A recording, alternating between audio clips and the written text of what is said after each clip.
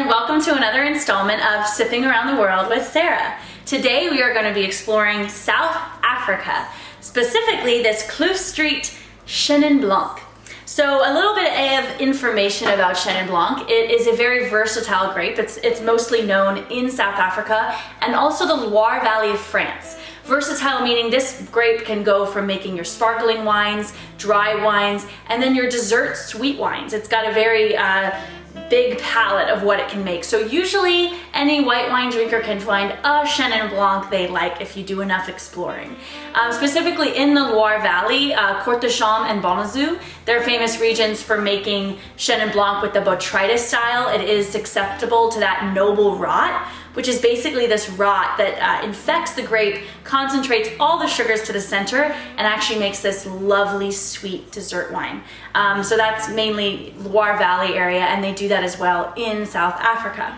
In South Africa, Chenin Blanc is also referred to as Steen. So you'll see that on some bottles as well. That's the local term for it.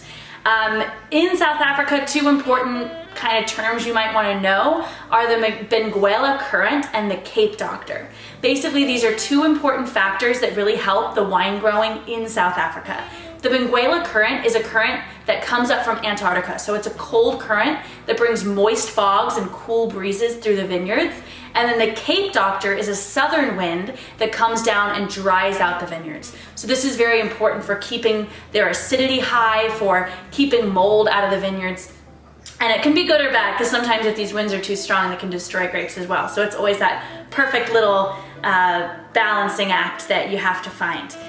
So if we're gonna go ahead and jump into this specific bottle, starting at the very top, you'll see that there is a certified label from the Wine and Spirit Board. So all wines in South Africa are gonna go through this certification process, and they get this white seal when they are approved by the whole wine of origin kind of scheme. And so this one was. You'll see that this is an old vine Chenin Blanc. So old vine doesn't always have a certified meaning, like it has to be this many years. I know specifically in the US, it's more of a marketing term, but it does usually mean the vines are older, and old vines give usually a kind of a higher quality meaning, because the older the vine, the less fruit it produces, meaning the fruit that it does produce has a little bit more intensity and flavor in those fewer grapes. Kloof Street's just going to be is a famous street there in Swartland. That's just what they chose to call this wine. We have the vintage, so that's the year 2019. So that's good. That's nice and fresh, brand new wine. And they have the Swartland wine of origin. So wine of origin is one of the schemes in South Africa that tells you where your wine is made. So South Africa is considered New World wine. Old World would be a lot of European type places. New World would be US, South Africa, New Zealand. And usually New World is known to be more fruit-driven approaches and more experimental. And they also don't usually put as many restrictions on the place. So the place doesn't always mean it has to be this grape, it has to have that in the bottle. Allows a little more room for experimentation. But funny enough, South Africa has some of the oldest vines in the world. So they're actually a really great kind of balancing act between this old world feel, but a new world of experimentation in their wines. You'll see that it's by Chris and Andrew Milanu. They're a famous winemaking family with a big vineyard there in this area, Swartland. And then at the bottom, they just have a little bit more information. Roundstone, Riebeck's Riviera Road, Malmesbury, South Africa. They're just telling you exactly where this wine is. On the back, they'll tell you that this is a 13% alcohol, which is definitely pretty high for a white wine.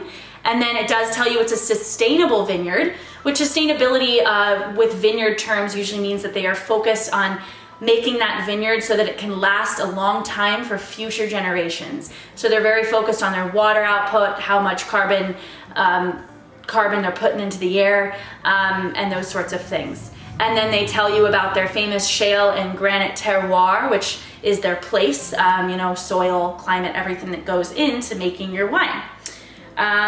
So yeah, let's go ahead and give this one a try. Here we are. Give it a nice little swirl. And you look at it straight away, you see it's clear, pale straw, a little bit of golden tinge I'm getting as well. When I look at those wine legs, they're definitely fallen pretty slow, gripping the glass, meaning that this is your higher alcohol wine. On the sniff right away, I get pear, yellow apple.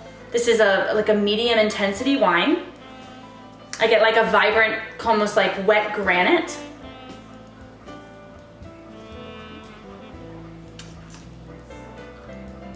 And I think what jumps out at me right away from this is the mouthfeel.